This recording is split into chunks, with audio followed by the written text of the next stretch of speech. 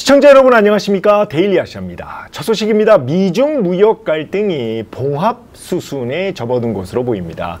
트럼프 대통령은 지난 26일 백악관에서 우리는 어제 막 중국과 서명을 했다 이렇게 말했는데요. 구체적인 서명 내용은 다른 사람들의 입을 통해서 알려졌습니다. 하워드 러트닉 상무장관은 블룸버그와의 인터뷰에서 중국과 24일에 서명했다며 미중 무역 협상에서 이루어진 합의를 성문화한 것이라고 밝혔습니다. 그는 중국이 우리에게 희토류를 공급할 것이라며 중국이 희토류를 공급하면 우리는 맞대응 조치를 처리할 것이라고 말했습니다. 여기서 맞대응 조치, 반도체 수출을 얘기하는 거죠. 수출 통제를.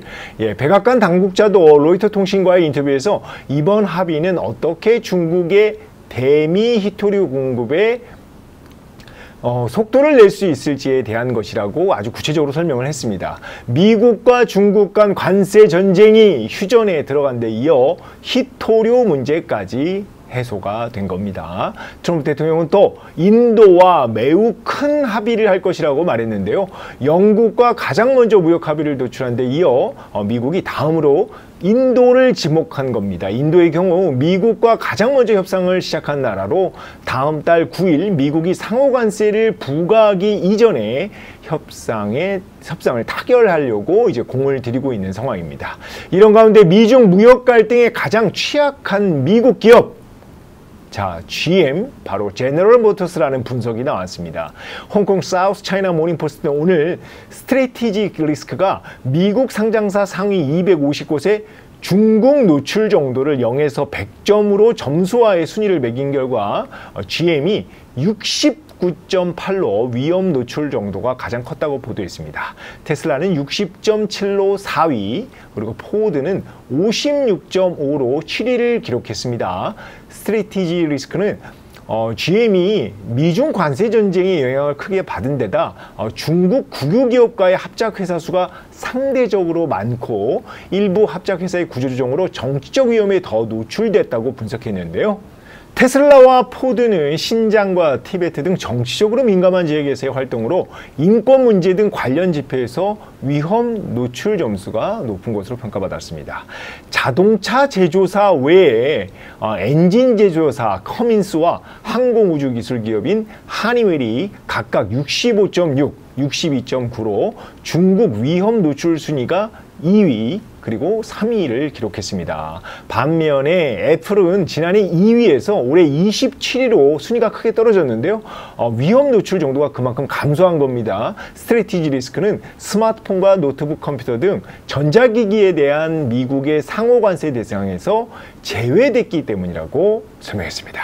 현재 시간 26일 뉴욕 증시에서 제너럴 모터스 주가는 2% 넘게 상승 마감했습니다. 다음 소식입니다. 대만이 중국산 맥주의 최대 64.15%, 열연 강판에는 최대 20.15%의 임시 반덤핑 관세를 부과하기로 했습니다. 대만 재정부는 오늘 중국 본토에서 생산된 맥주와 일부 열연 강판에 대한 잠정 반덤핑 세율을 정해 다음 달 3일부터 4개월 동안 적용한다고 밝혔는데요.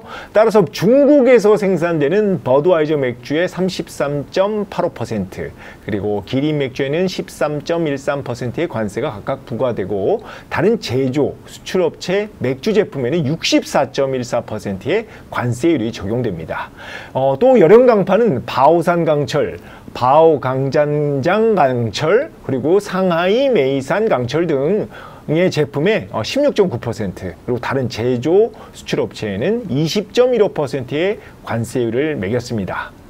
자, 왜 이렇게 매겼냐? 대만 재정부는 중국 본토에서 제조 수입된 맥주 그리고 열연 강판의 반덤핑을 조사를 했는데 덤핑 정황이 있고 국내 산업, 그리고 여기서 말하는 국내 산업은 대만이죠. 대만의 산업에 상당한 피해를 준다고 잠정 판단했다고 설명했습니다.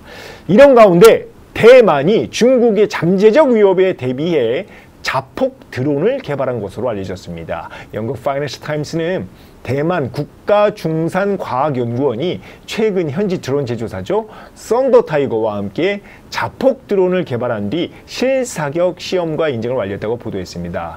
오버킬이란 이름의 이 자폭 드론은 미국과 독일 합작 소프트웨어 업체 오테리온이 개발한 그 AI 공격 시스템을 탑재했는데요. 우크라이나군이 러시아 공격에 사용한 모델과 같습니다. 썬더 타이거는 오테리온과 드론 소프트웨어 구매 계약도 맺었습니다. 계약 물량은 약 최대 2만 5천 대로 알려졌습니다. 대만 정부는 3년 전부터 이제 군사용 드론을 국산화하고 공급망 구축에 나섰는데요. 하지만 현재까지 뚜렷한 성과는 없는 상황입니다. 다음 소식입니다. 샤오미가 첫 번째 전기 SUV YU7을 출시한 지 1시간 만에 약 30만 대의 사전 예약 주문을 받았다고 밝혔습니다. 샤오미는 오늘 웨이보에 판매 시작 1시간 이내 28만 9천 대의 선주문이 들어온다는 글을 올렸는데요. 레이준 CEO는 어제 YU7 출시 행사 직후 출시 2분 만에 19만 6천 대의 주문을 받았고 환불이 안 되는 예약 주문이 12만 8천 건이었다 이렇게 말했습니다. 샤오미는 지난해 세단형 전기차 SU7을 출시할 당시 27분 만에 5만 대 넘는 주문을 받은 걸 감안하면 YU7이 소비자들로부터 더 큰 인기를 얻으며 이른바 대박을 터뜨린 겁니다. YU7 가격은 등급별로 25만 위안부터 32만 위안까지인데요. 테슬라 모델 Y가 26만 위안부터 시작해서 그 YU7이 가격 경쟁력이 더 있는 것으로 보입니다. 특히 차체 크기나 출력, 충전 시간, 주행거리, 그러니까 모든 면에서 YU7 성능이 모델 Y보다 뛰어난 것으로 평가받고 있습니다.